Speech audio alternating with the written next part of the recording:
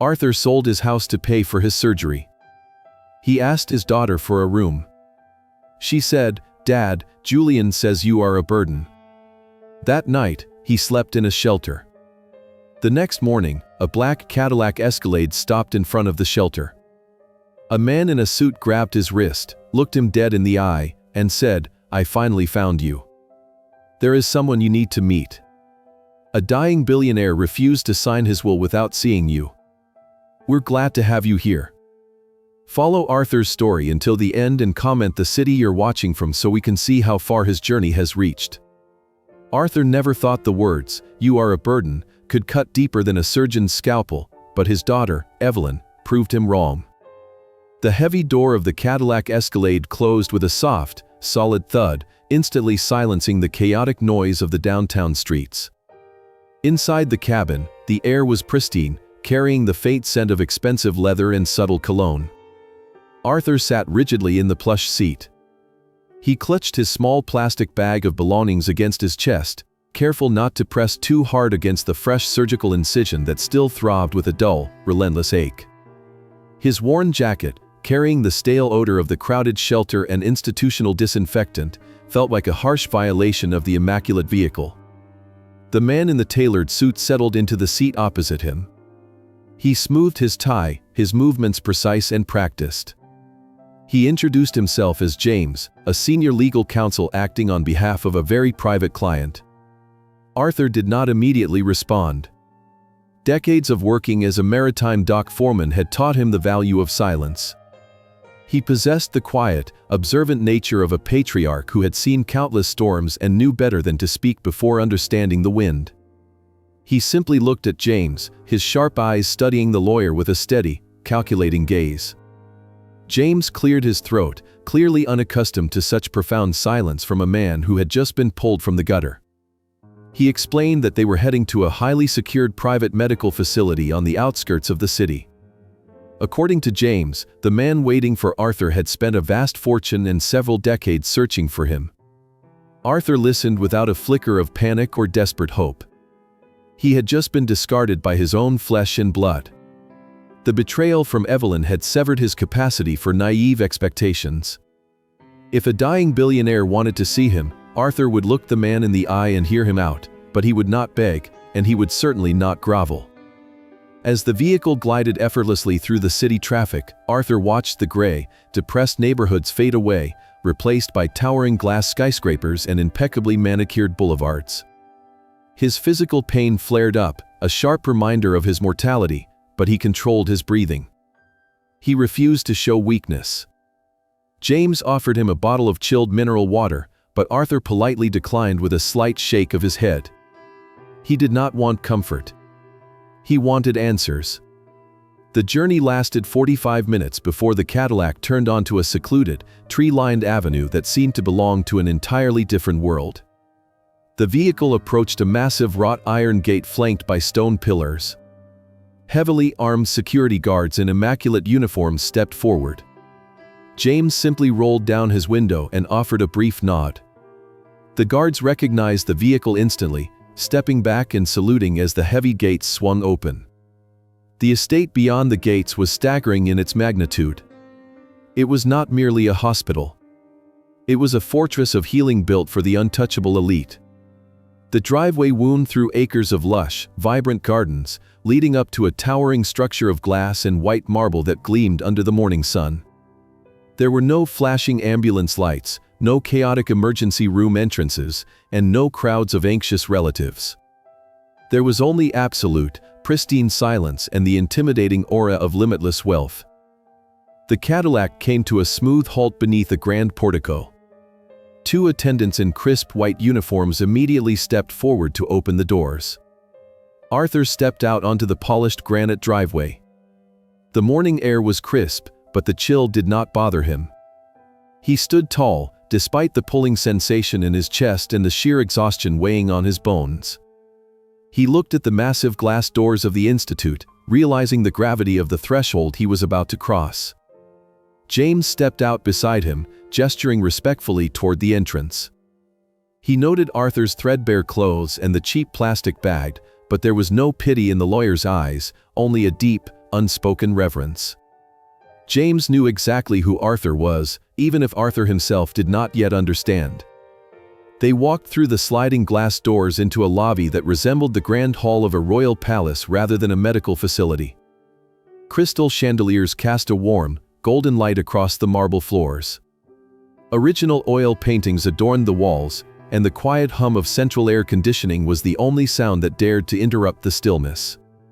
A team of medical professionals, led by a distinguished-looking chief physician, stood waiting near a private bank of elevators.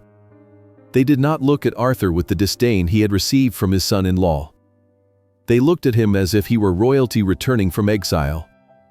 The chief physician bowed his head slightly, welcoming Arthur by his full name, his voice laced with profound respect.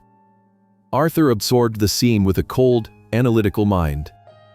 He recognized power when he saw it. For 40 years on the docks, he had managed men, cargo, and millions of dollars in logistics. He knew the smell of authority. This place reeked of a power so absolute it could rewrite reality itself. His daughter had thrown him out because she deemed him a worthless liability, a stain on her meticulously crafted image of spiritual wellness. Yet here, in the most exclusive fortress in the city, people of immense status were bowing their heads to him.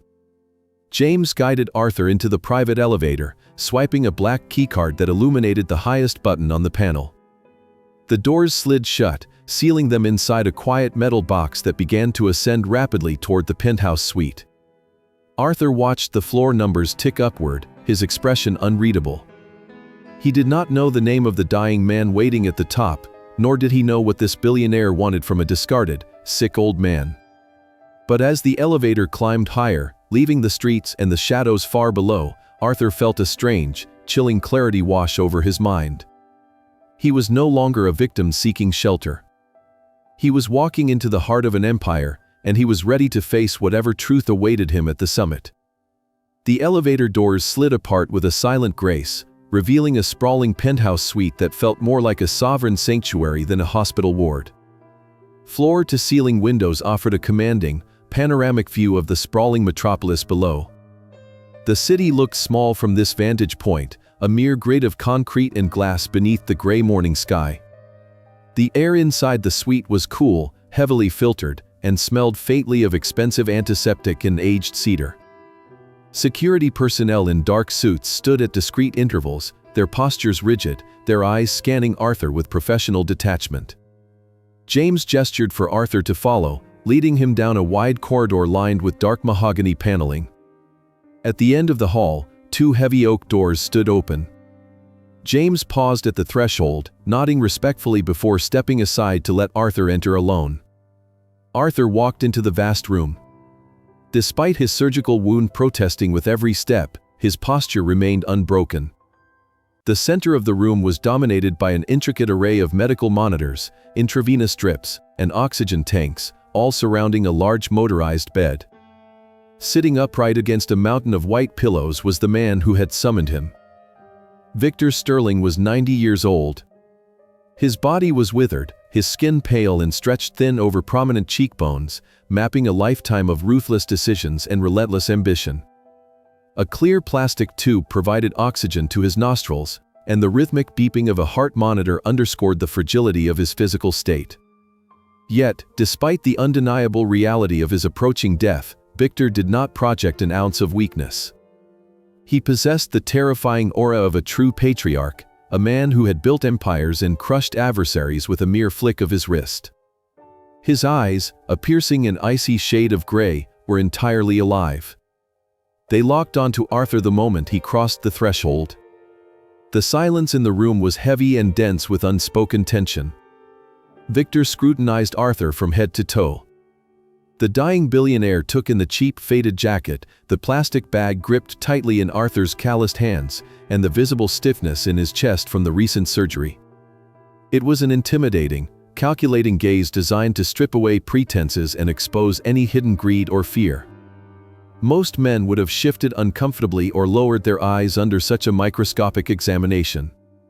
Arthur did none of those things. He met Victor's icy stare with equal intensity. He stood completely still, his face a mask of calm stoicism. He did not ask why he was there. He did not marvel at the luxury surrounding him. He simply waited. A slow, raspy chuckle escaped Victor's lips. The sound was dry, like leaves scraping across stone.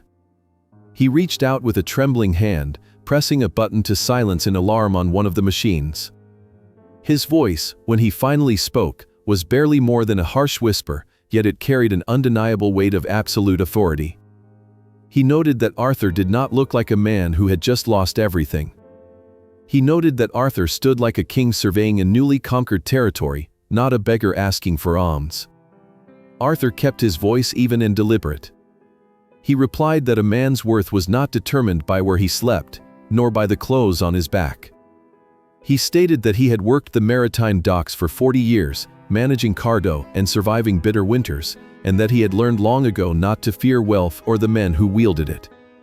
Arthur added that he was here because he was told a dying man needed to see him, not because he needed anything from the dying man. He stood his ground, demanding respect through his sheer refusal to bow. The corner of Victor's mouth twitched upward in a grim smile. The icy glint in his eyes softened by a fraction, replaced by a profound and calculating satisfaction. He told Arthur that he despised sycophants. He explained that his entire life had been surrounded by parasites who smiled warmly while clutching daggers behind their backs, waiting for his last breath so they could tear apart his legacy. Victor paused, his chest rising and falling with labored effort. He stared deeply into Arthur's face, tracing the lines of his jaw and the shape of his brow, recognizing a mirror image of his own stubborn lineage. Victor finally revealed the truth that had been buried for over 6 decades. He stated that he had spent millions of dollars and mobilized a global intelligence network just to find the man standing before him. He leaned forward slightly, ignoring the warning beep of the monitors. He told Arthur to look closely at his face. He told Arthur that beneath the decades of age and illness, they shared the exact same bone structure, the same unforgiving jawline, and the same blood. Victor took a slow, rattling breath and declared that he was Arthur's older half-brother. The revelation hung in the sterile air. It was a truth massive enough to shatter a lesser man's reality. Arthur felt a cold shock ripple through his veins, but he did not stagger. He did not drop his plastic bag.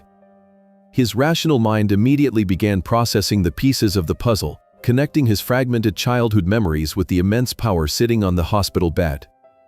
The calm, silent patriarch absorbed the earthquake without breaking his foundation, locking his unwavering gaze onto the dying billionaire as the weight of their shared bloodline finally settled over the room. Arthur did not flinch. The words settled over him like a heavy winter fog, chilling but undeniable. He looked at the frail but formidable figure of Victor Sterling, searching for the deceit that usually accompanied sudden proclamations of family. There was no deceit, only a desperate, piercing truth in the older man's eyes. Arthur slowly lowered himself into a leather armchair beside the bed. He moved with deliberate care, protecting his healing chest while maintaining his unwavering posture. He did not ask for a glass of water to steady his nerves. He simply looked at the dying billionaire and demanded the history that had been stolen from him. Victor closed his eyes for a moment, gathering the dwindling strength in his lungs. His voice dropped to a gravelly murmur as he began to unravel the dark tapestry of the Sterling legacy. He spoke of their father, a man forged in the ruthless fires of early industrial greed. Their father was a tyrant who viewed human beings as mere assets or liabilities on a ledger. Victor was the designated heir, groomed for a life of calculated cruelty. Then there was Arthur's mother. She was a woman of gentle spirit and fierce independence who had captured the tyrant's heart, however briefly. When she became pregnant with Arthur, the foundation of their father's meticulously ordered universe was threatened. To protect his public image and the legitimate bloodline, their father made a merciless calculation. He cast Arthur's mother out into the unforgiving streets of the city when Arthur was barely an infant. The old man used his vast wealth and political connections to systematically erase every record of their existence. Birth certificates were altered, hospital records destroyed, and witnesses bought off or intimidated into permanent silence. Arthur and his mother were condemned to live as ghosts in the shadows. Arthur listened with a cold, rational focus. The pieces of his fragmented past began to align. He remembered his mother's silent tears, her worn hands, and her absolute refusal to speak of his father. He realized that his life of grueling labor on the shipping docks was not a result of bad luck, but the direct consequence of a billionaire's massive ego. His father had treated them as a blemish to be scrubbed away to preserve an illusion of perfection. Victor paused, coughing weakly into a silk handkerchief. He looked at Arthur with a mixture of sorrow and profound respect. He confessed that he had witnessed the expulsion but was too young and powerless to stop it. On that day, Victor made a silent vow to dismantle his father's empire from the inside out and use its resources to find his lost brother. For 60 years, Victor built his own legacy, expanding the sterling enterprise from shipping and real estate into the darkest corners of the underworld. He cultivated a global network of informants, private intelligence agencies, and corrupt officials. He spent tens of millions of dollars chasing phantoms. He investigated every lead, every whisper of a woman fitting the description of Arthur's mother, and every orphan who shared their blood type. But their father had been devastatingly thorough. For 6 decades, Arthur remained completely hidden in plain sight. Arthur asked Victor how the search had finally ended. He wanted to know how a forgotten dock worker suddenly materialized in the crosshairs of a global intelligence network. Victor smiled, a faint glimmer of triumph illuminating his pale face. He explained that money and power could buy many things, but they could not alter biology. 10 years ago, Victor had commissioned a specialized team of data architects to build a proprietary tracking algorithm. This digital net constantly trawled global medical databases, insurance claims, and biometric registries, searching for a very specific sequence of genetic markers and rare blood type combinations unique to the Sterling lineage. For years, the net caught absolutely nothing. Then came the severe heart condition that nearly took Arthur's life. When Arthur was admitted to the public hospital for his bypass surgery, his blood was drawn, typed, and logged into the regional medical grid. The moment those surgical records hit the central server, Victor's algorithm triggered a massive alert. The ghost finally had a name, an address, and a medical history. Victor dispatched his elite legal and security teams immediately. However, the search hit an agonizing snag. By the time James and his operatives arrived at the hospital, Arthur had already been discharged. They tracked into Evelyn's suburban home, only to discover through their rapid surveillance that Evelyn and Julian had cast him out into the freezing night. The intelligence network had to pivot violently, scouring city shelters and homeless encampments until they finally located him on a cot in the downtown Mission. Victor leaned back against his pillows, completely exhausted but visibly unburdened. He told Arthur that the universe possessed a dark and poetic sense of justice. The very surgical procedure that had drained Arthur's life savings and prompted his daughter to throw him away like garbage was the exact beacon that guided his true bloodline back to him. Arthur absorbed the immense weight of the revelation. His quiet, disciplined mind processed the cruel irony of his situation. Evelyn had cast him into the abyss to protect her pristine, fake world, entirely unaware that her act of supreme selfishness had pushed him directly onto the throne of an empire. He sat in the quiet room, a silent patriarch who had finally found his rightful place, ready to face the tremendous power that was now within his grasp. The silence in a penthouse suite deepened as Victor Sterling let the gravity of his revelation settle over his younger brother. The dying billionaire watched Arthur closely, his sharp gray eyes searching for any sign of greed, overwhelming emotion, or crippling resentment. Victor had spent his entire life building a dominion based on ruthless efficiency and brutal pragmatism. He possessed an immense fortune, an organization valued at $800 million, comprising global logistics networks, prime real estate, and powerful underground influence. He was not about to hand the keys of his kingdom to a man broken by sentimentality. He needed a ruler, not a victim. Victor pressed a button on his bedside console, elevating his head a few inches higher. His breath was shallow, but his voice carried a cutting edge. He told Arthur that sharing the same blood meant absolutely nothing if the mind was weak. He stated plainly that the Sterling Empire devoured the fragile and crushed the overly compassionate. Victor needed to know what kind of metal Arthur was truly made of.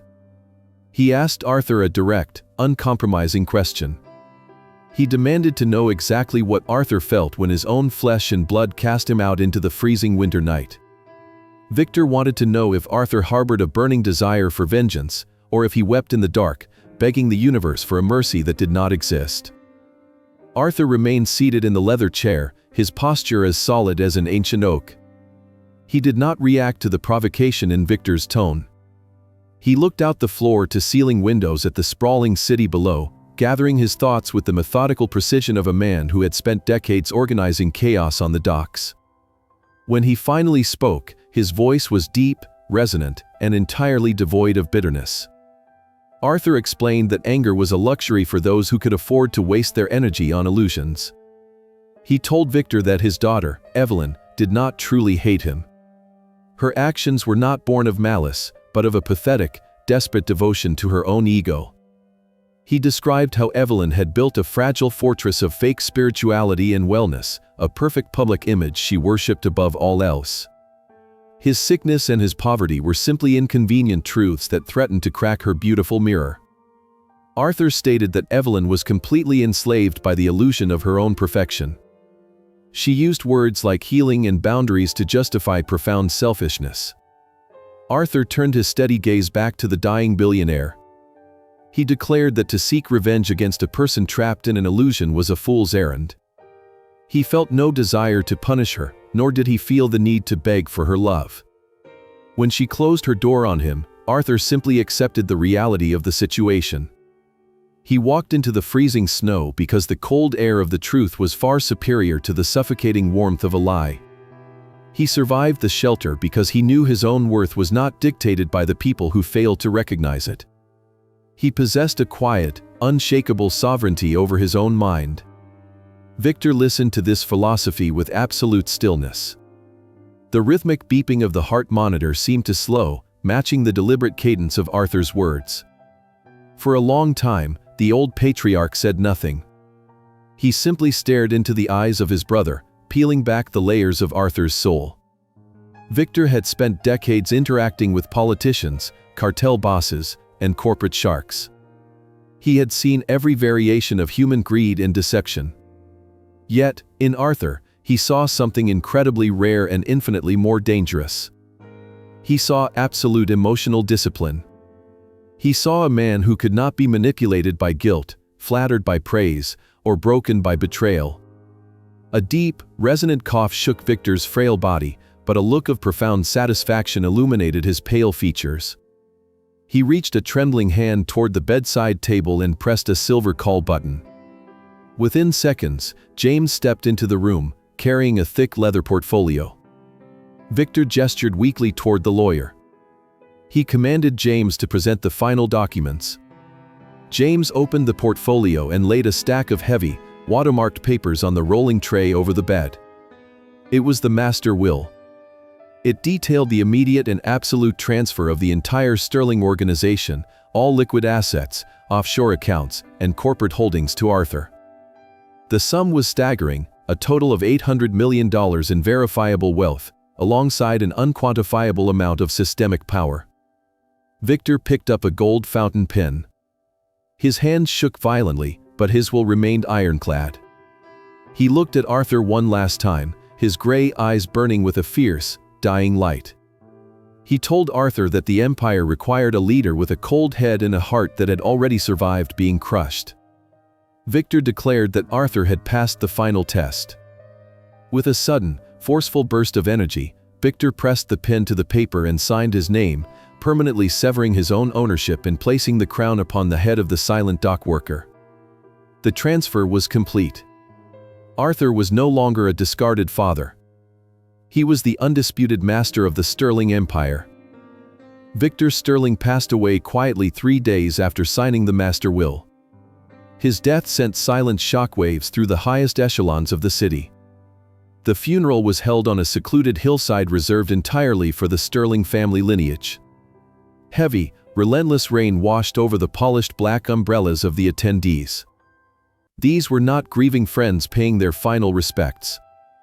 They were corporate predators, political allies, and shadowy figures of the underworld, all waiting with bated breath to see who would claim the vacant throne.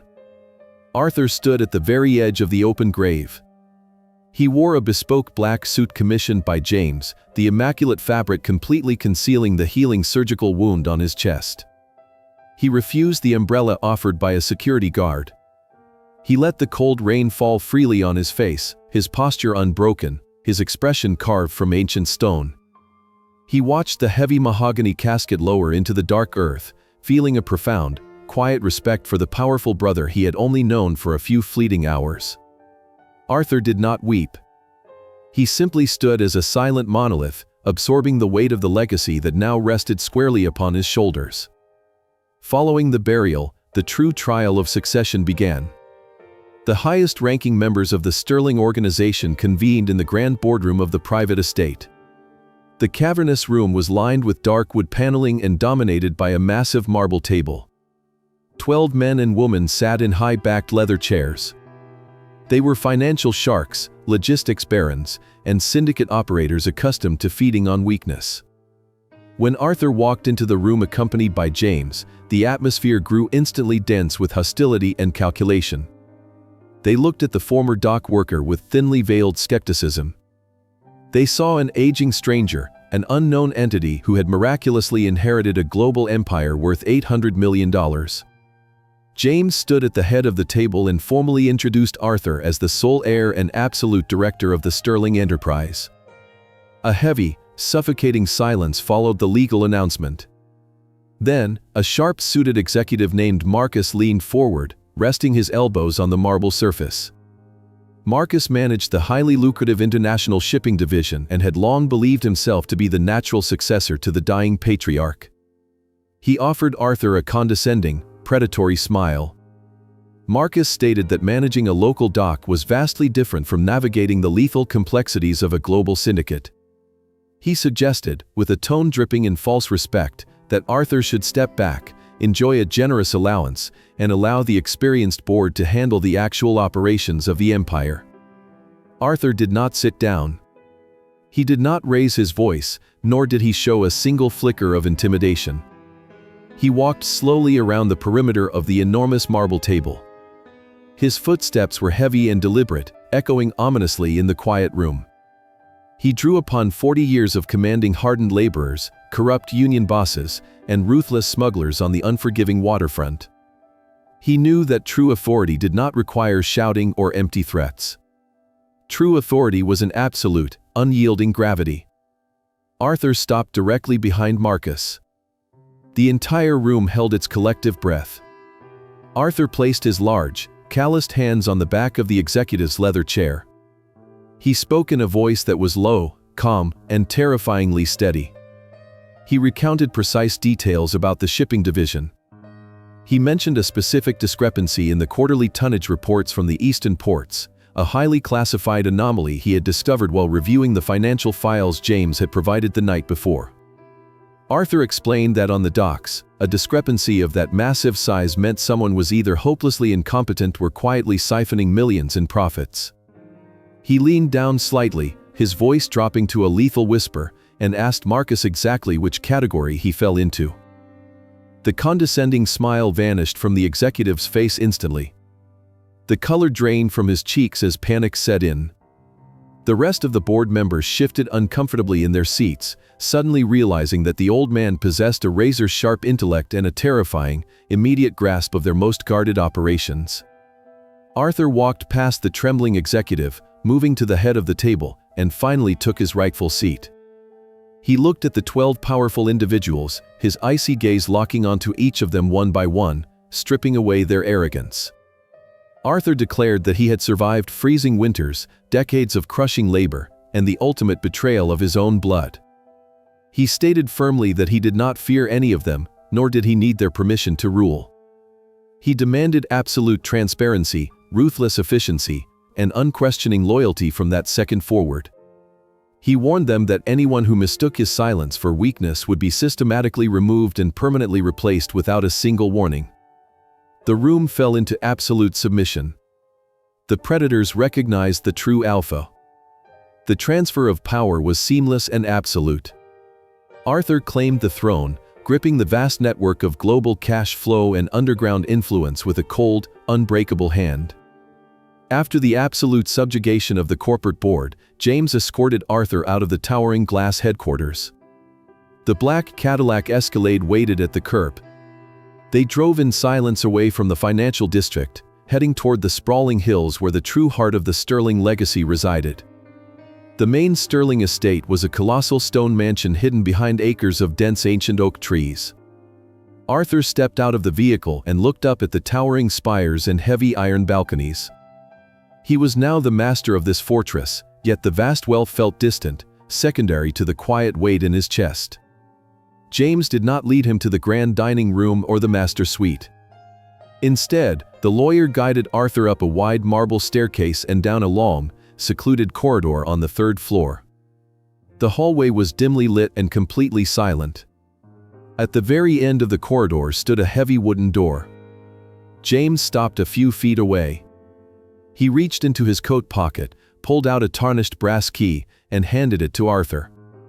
James spoke in a soft, respectful tone, explaining that Victor had personally locked this door decades ago and forbade anyone else from entering. James bowed his head slightly and retreated down the hall, leaving the new patriarch entirely alone. Arthur looked at the heavy key resting in his calloused palm. He inserted it into the lock. The mechanism clicked with a heavy, metallic sound. Arthur turned the handle and pushed the door open. The air inside smelled of old paper, leather, and preserved memories. He stepped across the threshold and stopped dead in his tracks. The enormous room was a shrine spanning exactly 60 years. It was filled with thousands of meticulously wrapped gifts, stacked neatly on mahogany shelves and arranged across the floor. There were presents for a toddler, boxes containing wooden blocks and toy trains. Further down the wall, the gifts matured. Arthur saw a pristine leather baseball glove resting next to a vintage bicycle. There were stacks of classic novels, wrapped boxes containing tailored suits, and glass display cases holding antique pocket watches. Every single item carried a small, handwritten tag bearing Arthur's name. Arthur walked slowly through the aisles of gifts, his breathing shallow. He reached out and touched a faded envelope resting on top of a small velvet box. The handwriting belonged to Victor. The date on the envelope corresponded to Arthur's 18th birthday, a day he had spent hauling frozen crates on the docks for minimum wage. Arthur carefully opened the letter. Victor had written about his relentless search, his frustration at hitting dead ends, and his unyielding promise to share the empire with his lost brother. The letter ended with a quiet prayer for Arthur's safety. There were hundreds of these letters. Some were written during the height of Victor's corporate wars, others penned during quiet, lonely nights in the penthouse. They chronicled a lifetime of a fiercely powerful man pouring his secret love into an empty room, waiting for a ghost to come home. Victor had never stopped watching for him. Victor had never given up. Arthur dropped the letter. His hands, which had remained perfectly steady while carving out a space in the freezing shelter and dominating a room full of corporate predators, began to tremble. For 68 years, Arthur had built a fortress of absolute stoicism. He had convinced himself that he needed no one. When Evelyn cast him out and Julian called him a burden, Arthur had accepted the cruelty of the world without shedding a single tear. He had faced his own mortality on the operating table with a cold, unblinking eye. But standing in the center of this silent sanctuary, surrounded by 6 decades of accumulated love, the massive walls of his emotional fortress finally cracked. He realized he had never truly been an orphan. He had never been discarded by his true blood. While he was bleeding for ungrateful children and freezing in the dark, an empire was being built in his name. A profound, overwhelming warmth flooded his chest, melting the ice that had encased his heart. Arthur closed his eyes, and a single, heavy tear escaped, tracing a path down his weathered cheek. It was not a tear of grief or betrayal. It was the pure, silent release of a man who finally understood that he had been deeply, fiercely loved his entire life. Evelyn adjusted the ring light to ensure the warm illumination perfectly highlighted her flawless makeup. She sat in her meticulously curated home studio, a room decorated entirely in calming beige tones, featuring imported organic ferns and expensive crystal singing bowls. Her smartphone rested on a sleek tripod, broadcasting live to tens of thousands of devoted followers who clung to her every word. She projected the ultimate image of serene, affluent spirituality. Leaning closer to the lens, she lowered her voice to a gentle, hypnotic whisper that had become her signature brand. She spoke passionately about the absolute necessity of setting boundaries. She told her adoring audience that true healing required cutting away toxic elements, even if those elements were tied by blood. She used her father as an anonymous case study, carefully twisting the narrative to paint herself as a brave survivor of emotional exhaustion. She claimed she had been forced to let go of a heavy, suffocating anchor in order to protect her sacred energy space. The comments scrolled rapidly up the screen, overflowing with heart emojis and effusive praises for her bravery and enlightenment. Her ego fed voraciously on the validation, swelling with a toxic, blinding pride that masked her inherent cruelty. In the adjacent living room, Julian sat on a white leather sofa, scrolling through financial news networks on a massive flat-screen television.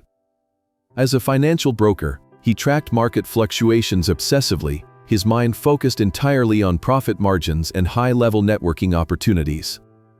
Suddenly, the regular broadcasting was interrupted by a breaking news alert that sent a seismic shock through the global financial sector. The anchor announced the resolution of the highly secretive succession crisis within the Sterling enterprise. The late Victor Sterling, a legendary and ruthless tycoon, had left his entire $800 million empire to a previously unknown heir. Julian leaned forward, his eyes narrowing as the screen displayed high-resolution photographs taken from a distance during the private hillside funeral. The news anchor described the new billionaire as a former maritime dock worker who had recently survived a severe heart surgery and a brief stint in a downtown homeless shelter. The narrative was framed as a stunning twist of fate that captivated the nation. Then, a crystal-clear photograph of the new patriarch flashed across the screen. He was standing in the pouring rain, wearing a bespoke black suit, looking completely unbroken and terrifyingly authoritative. Julian dropped his coffee mug. The ceramic shattered on the imported hardwood floor, spilling dark liquid across a pristine white rug. The blood completely drained from his face, leaving him a ghostly pale. He recognized the sharp jawline, the piercing eyes, and the unyielding posture. It was the exact same man he had looked in the eye and called a worthless burden just a few weeks prior. The realization hit Julian like a physical blow to the stomach. He knew exactly what the Sterling organization was. It was not just immense wealth. It was absolute, crushing power. Julian sprinted into the home studio, completely ignoring the fact that the red recording light was still blinking on Evelyn's phone. He shoved the studio door open, his breathing heavy and ragged, his face contorted with raw, unfiltered terror. Evelyn frowned deeply, her perfect facade faltering for a fraction of a second. She quickly masked her genuine annoyance with a serene, patient smile, turning back to the camera to excuse the interruption. She opened her mouth to claim her husband was simply overwhelmed by the positive energy of the space. Julian did not give her the chance to speak. He grabbed his smartphone, his hands shaking violently, and shoved the glowing screen directly into Evelyn's field of vision. He could barely form a coherent sentence, his throat tight with panic. He just pointed frantically at the headline and the photograph of the imposing man in the black suit. Evelyn looked at the screen. The artificial smile instantly froze on her lips. Her eyes widened to impossible proportions as her brain struggled to process the image of her father. The bold headline screamed about the $800 million inheritance, the global logistics network, and the absolute power now resting firmly in the hands of Arthur Sterling. The cognitive dissonance was catastrophic. The man in the picture was not the pathetic, sick liability she had discarded in the snow to protect her aesthetic lifestyle. He looked like absolute royalty. The live chat on her broadcast began to change rapidly. Her followers, many of whom were also monitoring multiple screens and news feeds, started recognizing the connection. Comments poured in at a dizzying speed, asking if the new billionaire on the news was the toxic burden she had just been talking about. The meticulously crafted facade began to shatter in real time. The flawless, spiritual guru was suddenly exposed to thousands of people as a shallow, terrified woman staring at the ultimate consequence of her own monumental arrogance. Evelyn slammed her hand down on the tripod, knocking the phone to the ground and abruptly terminating the broadcast. The screen went black, cutting her off from her adoring audience and plunging the room into a heavy, suffocating silence broken only by Julian's frantic, shallow breathing. She stared at the blank wall, her heart pounding against her ribs with terrifying force. The grand illusion of her enlightened ego collapsed into a pile of worthless ashes. She had not protected her peace. She had not established a healthy boundary. She had arrogantly thrown away the keys to a kingdom of unimaginable wealth. The panic that seized her was not born of regret for hurting the man who had raised her. It was the pure, agonizing terror of a greedy soul realizing she had burned a winning lottery ticket simply to keep her hands clean. She sank to her knees, clutching her chest, completely suffocating under the crushing weight of her own catastrophic mistake. Julian paced the ruined living room like a caged animal. His mind, trained to analyze market trends and exploit financial vulnerabilities, was now furiously calculating the sheer magnitude of what they had thrown away. $800 million in liquid assets. A global logistics empire. Prime real estate. He gripped his hair, his knuckles turning white. He looked at Evelyn, who was still kneeling on the floor of her beige studio, paralyzed by the shock of her own catastrophic miscalculation. The serene, supportive husband facade Julian usually wore completely vanished. He marched into the studio and grabbed Evelyn by the shoulders, hauling her to her feet with a rough, unforgiving grip. He yelled that she had ruined them. He reminded her that he had only agreed to kick the old man out because she claimed it would protect her brand and keep her followers engaged. Julian conveniently omitted his own cruel words, entirely shifting the blame onto his wife. He stated that Arthur was her father, her blood, and her absolute responsibility. Julian paced in front of her, his eyes wild with greed. He demanded that she fix the situation immediately. He told her she needed to go to the Sterling estate, fall to her knees, and beg for forgiveness. He made it abundantly clear that if she failed to secure a place in Arthur's new will, their marriage and their luxurious lifestyle would be entirely over. Evelyn stumbled back, pressing herself against the pristine white wall. Her initial panic slowly began to morph into something else. Her deeply ingrained narcissism, the very foundation of her spiritual guru persona, violently rejected the idea that she was a villain. The ego is a master of survival, and Evelyn's ego immediately began to construct an alternate reality. She took a deep breath, her eyes darting around the room as she frantically pieced together a new narrative. She convinced herself that she was the true victim of the situation. She told Julian that she had been under immense pressure. She claimed her therapist had given her terrible advice about setting boundaries. She whispered that she had been emotionally exhausted, completely overwhelmed by the trauma of seeing her father so ill. It was not malice, she rationalized, but a temporary lapse in judgment caused by severe burnout. Her mind twisted the cruel eviction into a tragic misunderstanding. She convinced herself that Arthur, the man who had worked double shifts on the docks to buy her dance shoes, would certainly see her side of the story. He was a father, and fathers were supposed to forgive. Julian did not care about her psychological gymnastics. He only cared about the endgame. He told her to use whatever excuse she needed, as long as it worked. He instructed her to weaponize her vulnerability, the exact same tactic she used to manipulate her online audience. Evelyn moved to her expansive vanity mirror. The panic in her chest was replaced by a cold, calculated determination. She stared at her reflection and began to dismantle the flawless image. She used a cleansing wipe to strip away the warm blush and the perfect eyeliner, leaving her skin looking pale, tired, and deeply distressed. She pulled her meticulously styled hair into a messy, severe bun. She chose to wear a simple, conservative black dress, entirely devoid of designer logos. She needed to look like a woman broken by grief and regret, not a wealthy influencer caught in a lie. Standing before the mirror, Evelyn began to rehearse. She squeezed her eyes shut, forcing a steady stream of tears to spill over her pale cheeks. She practiced her lines in a fragile, trembling voice. She would tell Arthur that she had made the biggest mistake of her life. She would cry about how the modern world had blinded her, how the stress of her career had clouded her judgment. She would beg him to see the little girl he had raised, the daughter who was simply too scared to face his mortality. She perfected a look of absolute, devastating sorrow. She looked at Julian, who was watching her performance with a mixture of disgust and dark approval. The plan was set. They would drive to the towering gates of the Sterling estate. They would bypass the security and demand an audience. Evelyn felt a surge of toxic confidence rising in her chest. She had manipulated her followers for years, selling them empty promises wrapped in beautiful words. She was absolutely certain she could manipulate the silent, aging dock worker one last time.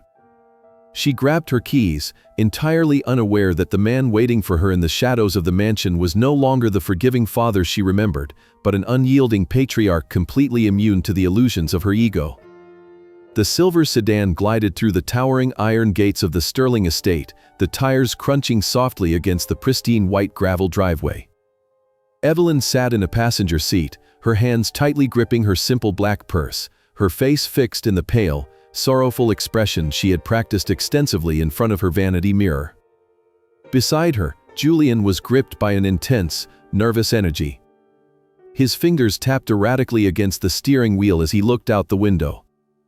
As they advanced along the winding path, the sheer scale of the estate revealed itself, causing both of them to fall into a stunned, greedy silence. They passed through rolling acres of perfectly manicured lawns, vibrant botanical gardens, and majestic marble fountains that sent cascades of crystal-clear water shimmering under the dimming afternoon light. Exotic birds wandered across the grass like living ornaments of absolute luxury. Julian swallowed hard, his financial mind quickly estimating the staggering value of the real estate alone. It was not just wealthy, it was a display of generational power that made their upscale suburban home look like a peasant's hut. Evelyn looked at the towering stone facade of the mansion, her sorrowful facade slipping for a fraction of a second as an overwhelming hunger flared in her eyes. This belonged to her father. By extension, she believed, it belonged to her. Julian parked the car beneath the shadow of the grand portico. Before they could even reach for the door handles, two security guards in crisp, midnight blue uniforms stepped forward, opening the doors with rigid, silent professionalism. James, the senior legal counsel, stood at the top of the marble steps, his arms folded behind his back, his face entirely unreadable. He did not welcome them with warmth. He simply gestured for them to follow him inside, his footsteps echoing with a cold finality against the grand architecture. As Evelyn and Julian stepped across the threshold, the sheer opulence of the interior threatened to shatter Evelyn's rehearsed composure. Giant marble columns soared toward vaulted ceilings adorned with intricate, hand-painted frescoes. Massive crystal chandeliers hung suspended like frozen constellations, casting a golden glow over original masterpieces of classical art. Julian could feel his heart pounding violently against his ribs. The pure aroma of absolute wealth, a mixture of expensive beeswax, aged wood, and polished stone, filled his senses. Evelyn forced herself to slow her breathing, reminding herself of the role she had to play. She dropped her head, deliberately letting a few loose strands of hair fall across her face to emphasize her look of fragile distress. James led them down a wide, carpeted gallery, bypassing the grand drawing rooms, and stopped before a set of towering, double oak doors at the farthest end of the wing. The lawyer placed his hand on the heavy brass handle, turning back to look at Evelyn with a piercing glance that felt like a silent warning. He opened the doors slowly, allowing them to step into the master library. The library was an immense, cavernous sanctuary shrouded in deep shadows.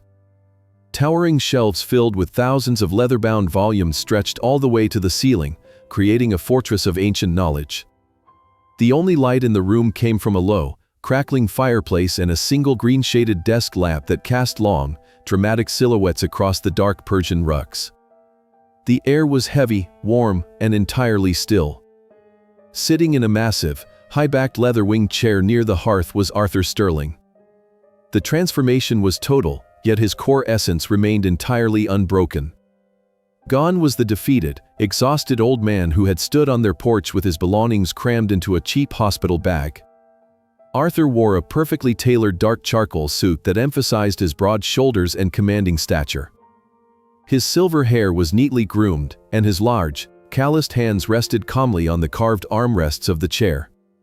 He looked every bit the powerful patriarch, a silent ruler wrapped in the shadows of his newly acquired empire. He did not rise to greet them. He did not move a single muscle as they entered. Arthur simply sat in absolute, chilling stillness, his icy gray eyes locking onto his daughter the moment she stepped into the room. The sheer weight of his silent gaze was suffocating.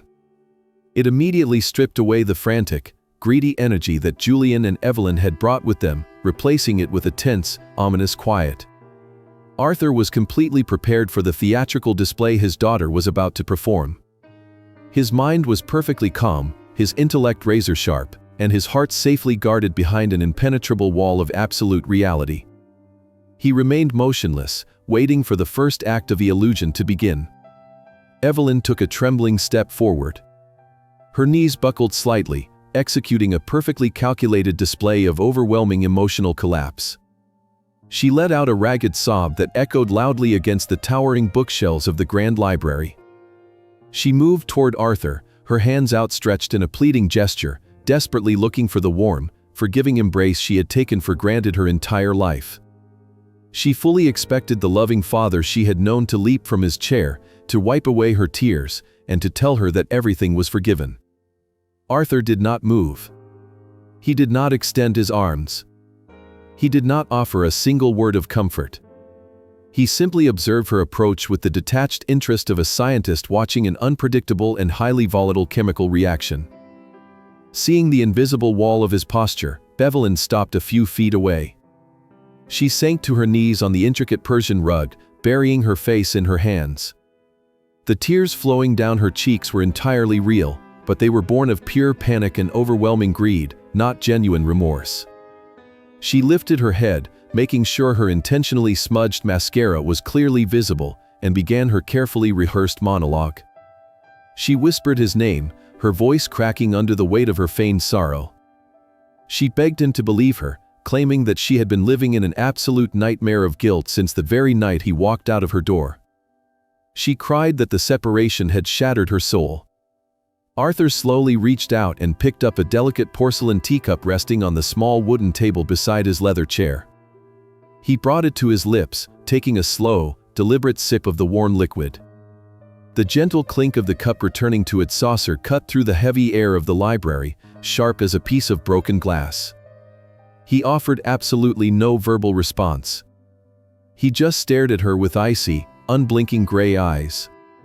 The profound silence was agonizing for Evelyn. Her brand of emotional manipulation required a willing participant, someone to validate her feelings and rush to comfort her distress. Arthur gave her an absolute, suffocating void. Desperation clawed at her throat, forcing her to speak faster, attempting to fill the crushing silence with her endless justifications. She launched deeply into the narrative she had constructed, wrapping her cruel betrayal in the sophisticated language of modern therapy and spiritual victimhood. She claimed she was suffering from severe emotional burnout at the time of his surgery, completely paralyzed by the crushing pressure of her public wellness platform and her relentless business obligations. She told Arthur that her mental health had deteriorated to a critical point where she could barely function.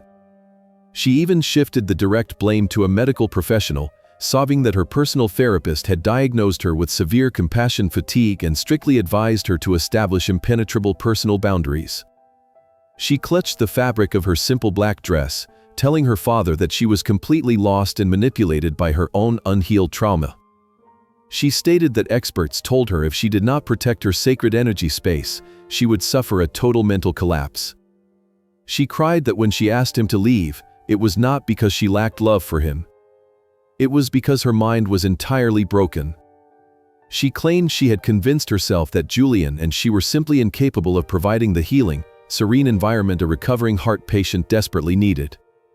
Julian, standing awkwardly near the heavy oak doors, cleared his throat and stepped forward to support the elaborate lie.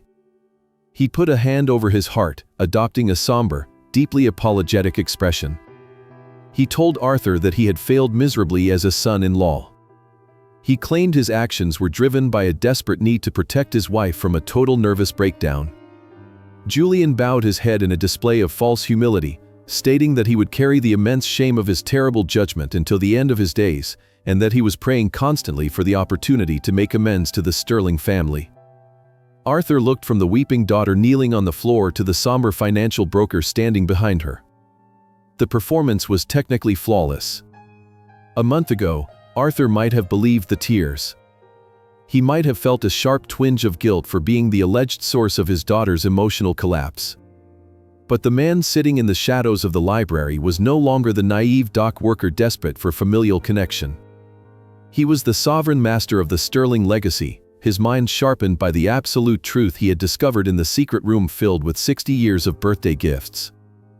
He saw exactly what Evelyn was attempting to do. She was trying to use the illusion of her own fragility to trap his conscience. She was demanding pity in order to extract immense power and wealth. She threw around words like trauma, energy, and healing as calculated weapons, attempting to paint her profound selfishness and cruelty as a tragic medical condition. It was the ultimate, disgusting manifestation of her toxic ego. She could not accept the harsh reality of her own wickedness, so she constructed a fantasy where she was the ultimate, misunderstood victim. Arthur remained perfectly silent. He did not raise his voice in anger. He did not accuse her of lying. He simply sat in the shadows, his face a mask of impenetrable, terrifying calm. He took another slow sip of his tea. His silence was a masterclass in psychological dominance. By refusing to engage, he denied Evelyn the very fuel her ego desperately needed to survive the confrontation. The longer Arthur stared at her without uttering a single word, the more frantic and unhinged Evelyn became. Her rehearsed monologue completely ran dry. She began to repeat herself, her words stumbling over one another, her tone growing shrill and panicked. She babbled endlessly about forgiveness, about the bonds of family, about how they could start over and build a beautiful, healed relationship together. She promised to dedicate her entire life to making sure he was comfortable and loved in this massive, lonely mansion. She was literally begging the very man she had cast out into the winter streets to allow her back into his life, entirely unaware that every desperate, pathetic word she uttered was just another nail sealing the coffin of her inheritance. Arthur simply watched her unravel, letting the sheer absurdity of her performance echo through the grand library, allowing the pathetic reality of her character to expose itself completely under the crushing weight of his absolute silence. Arthur finally set his delicate porcelain cup onto the wooden table. The gentle clink of the ceramic was the only sound in the vast library, signaling the absolute end of her pathetic performance. He leaned forward, allowing the dim light of the desk lamp to illuminate his face.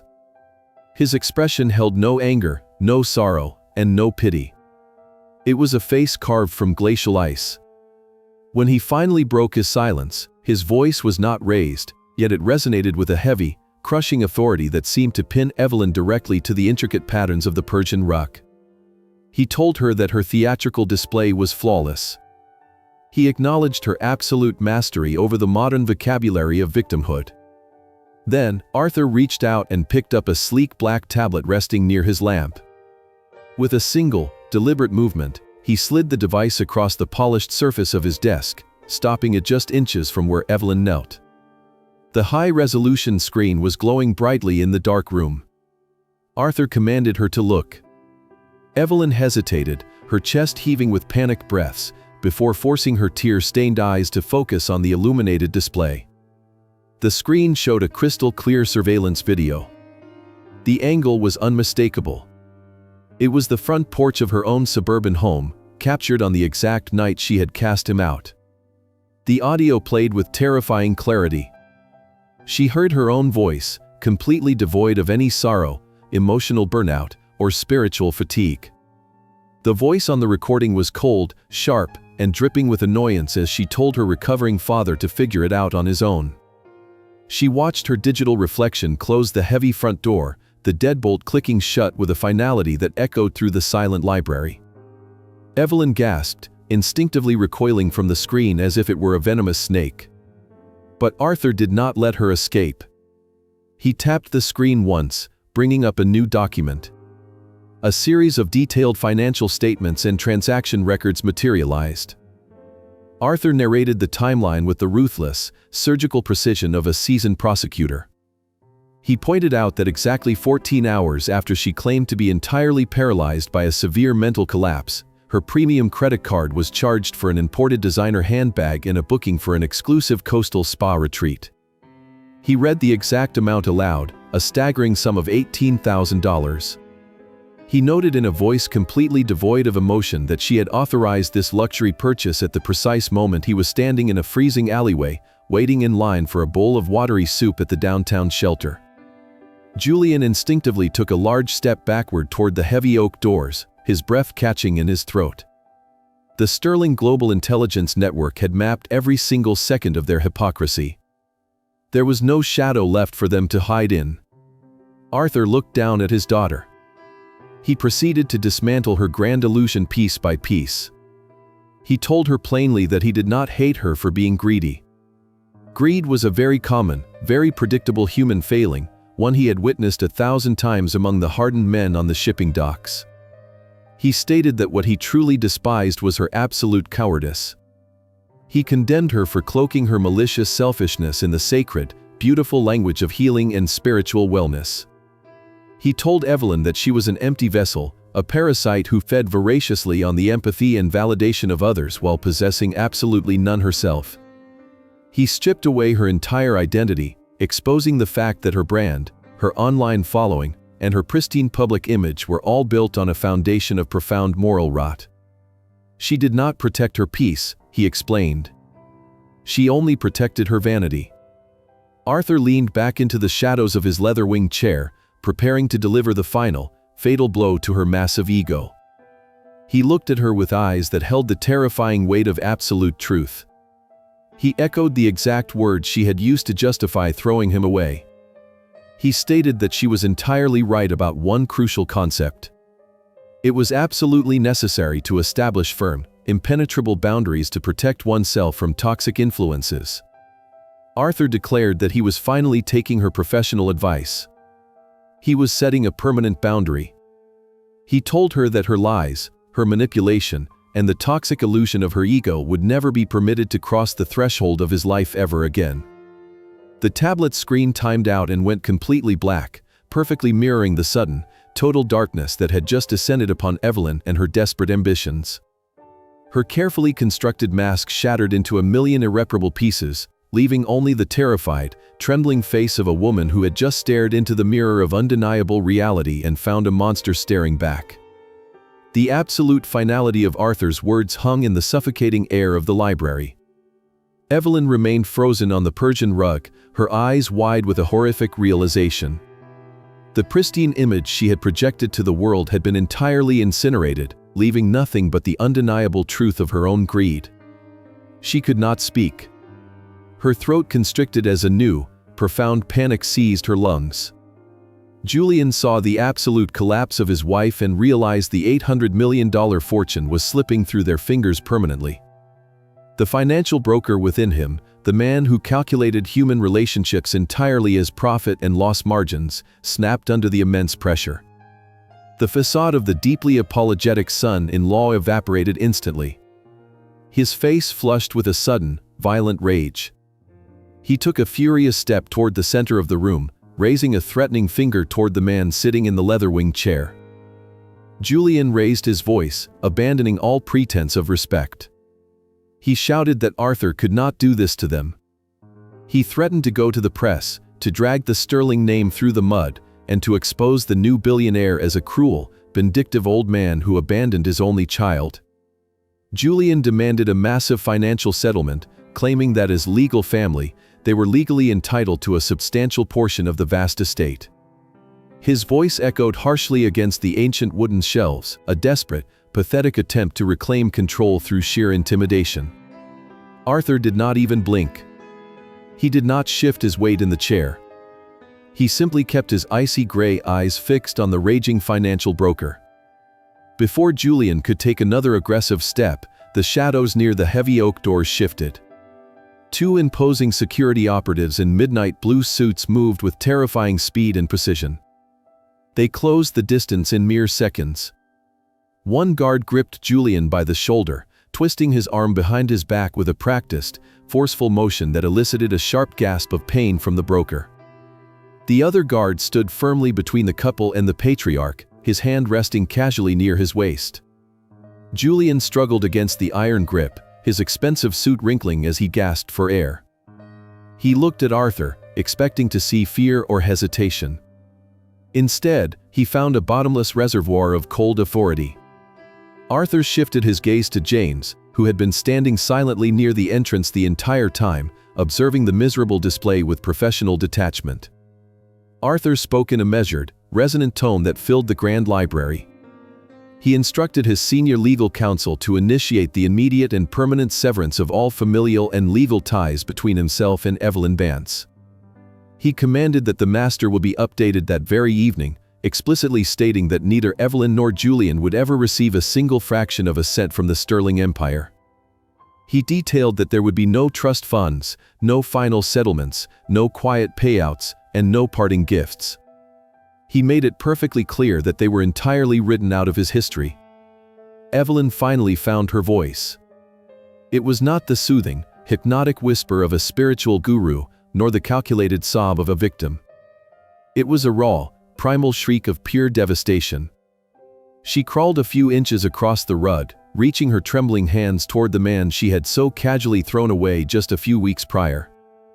She screamed his name, begging him to reconsider, promising to change, offering to do absolutely anything he demanded.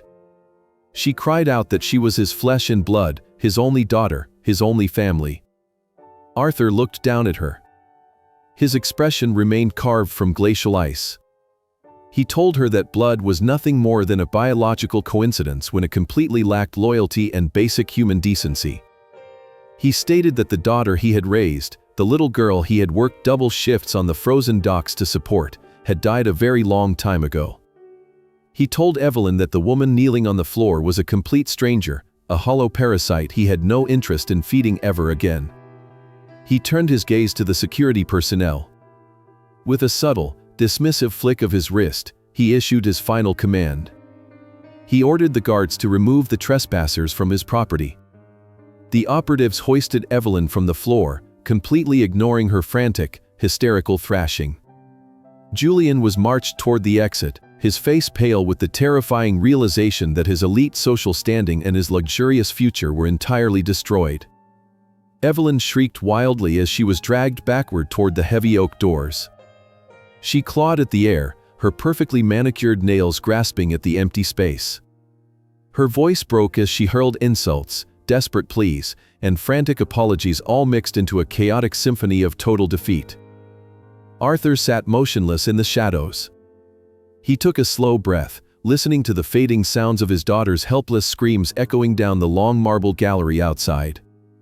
The heavy library doors swung shut with a profound, resonant thud, sealing the room in absolute tranquility once again.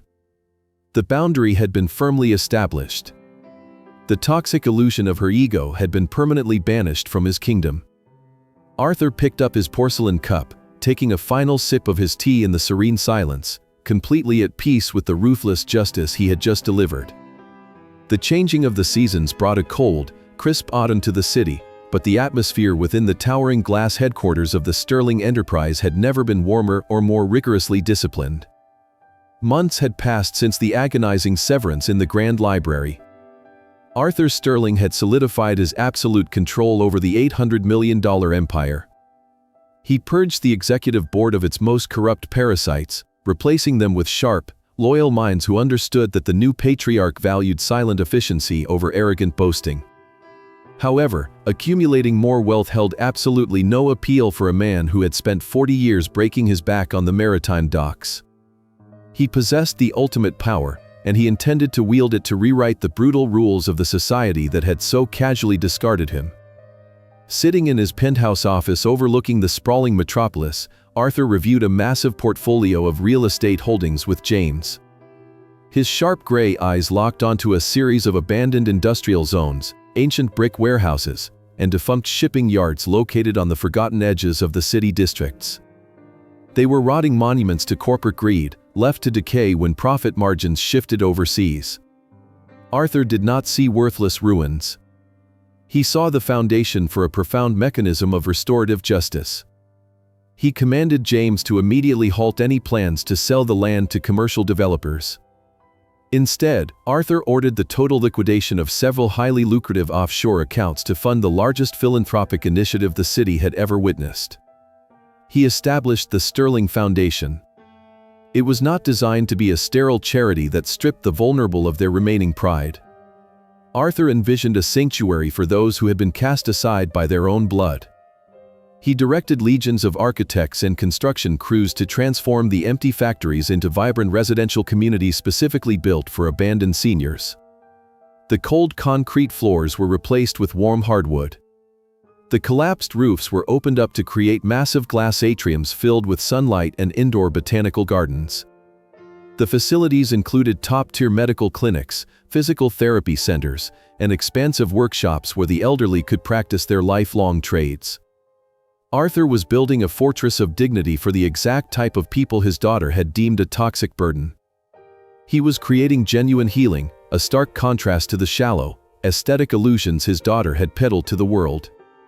When the first flagship community was nearing completion, the black Cadillac Escalade made a highly anticipated journey back into the shadows of the city. It glided through the narrow streets and came to a smooth halt directly in front of the downtown shelter.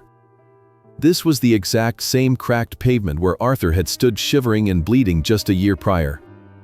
He stepped out of the luxury vehicle wearing a simple but immaculately tailored coat. The scent of institutional disinfectant and despair still hung heavy in the air, but Arthur walked through the battered front doors with the quiet, unyielding grace of a conquering king returning to liberate a captured territory. Pastor Thomas, the exhausted man who ran the sanctuary, stood entirely speechless as the billionaire patriarch approached him. Arthur did not offer a hollow novelty check for the cameras. He offered something infinitely more valuable. He offered permanent restoration.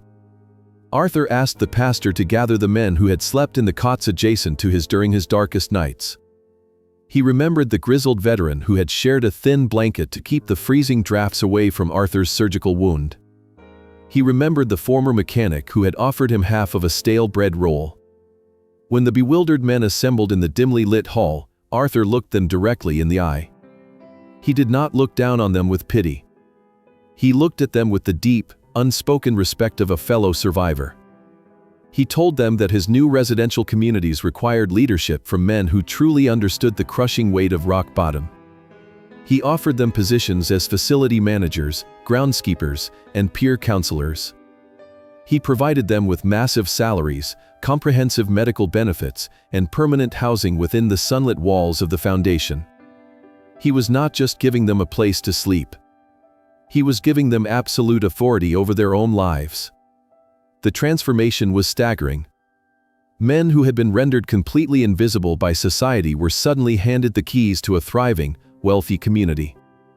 They managed the gardens, oversaw the daily logistics of the dining halls, and provided fierce, empathetic protection for the fragile seniors arriving at the foundation every single day. Arthur frequently visited the grounds, walking the pristine pathways not as a distant corporate overlord, but as a silent, watchful guardian.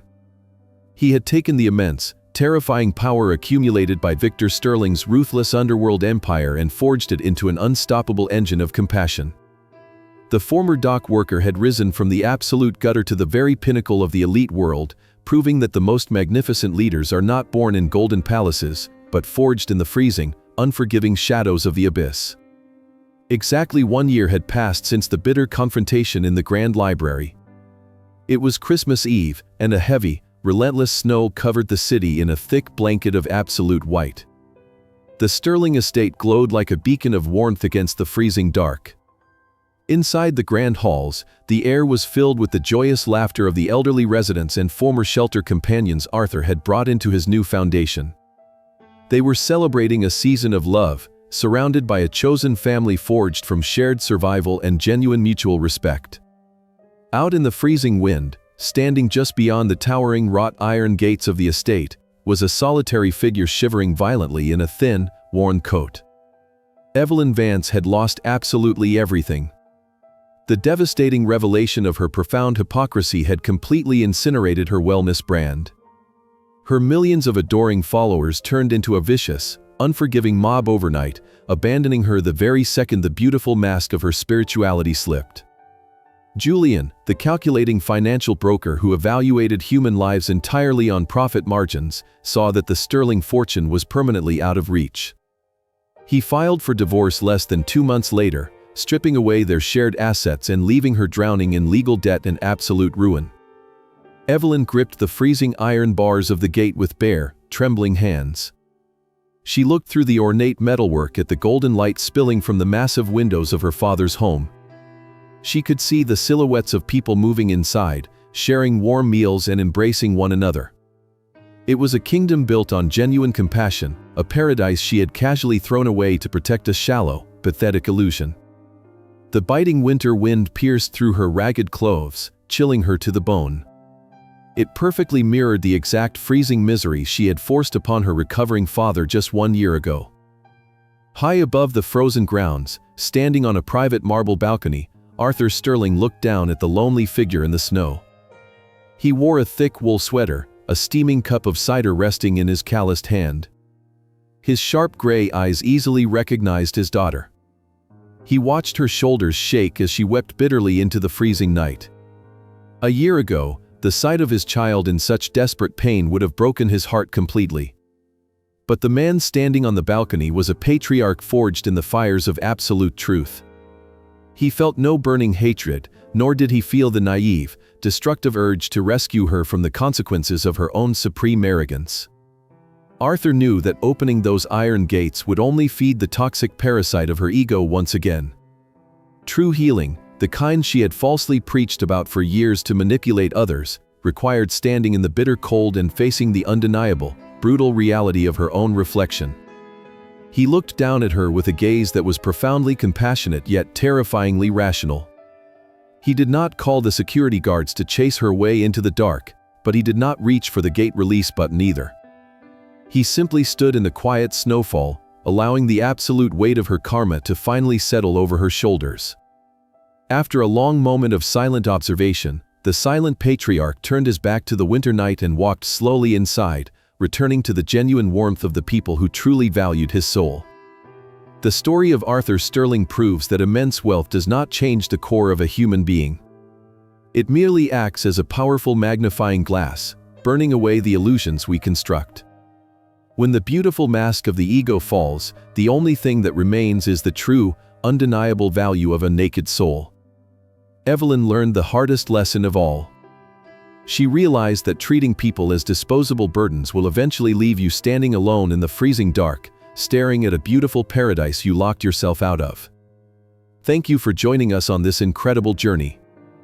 This story reminds us that true wealth is never measured by bank accounts, designer clothes, or flawless public images. True wealth is measured by the pure compassion we show to those who have absolutely nothing to offer us in return. Setting healthy boundaries is vital for peace, but using those boundaries as a disguise for selfishness will ultimately destroy your own spirit. We want to know how this traumatic tale made you feel. Have you ever encountered someone hiding a cruel heart behind a mask of fake positivity, or have you ever witnessed the beautiful power of quiet resilience in your own life? Please share your thoughts and personal stories in the comments section below. We read every single comment and we truly desire to hear the genuine feelings pouring from the bottom of your hearts. If this story touched your soul and inspired you today, please hit the subscribe button, like this video, and share it with your friends and family so we can continue bringing you captivating, emotional, and thought-provoking videos every single day. We wish everyone watching this video robust health, a joyful life, and profound peace every single day. Goodbye, and we will see you in the next video.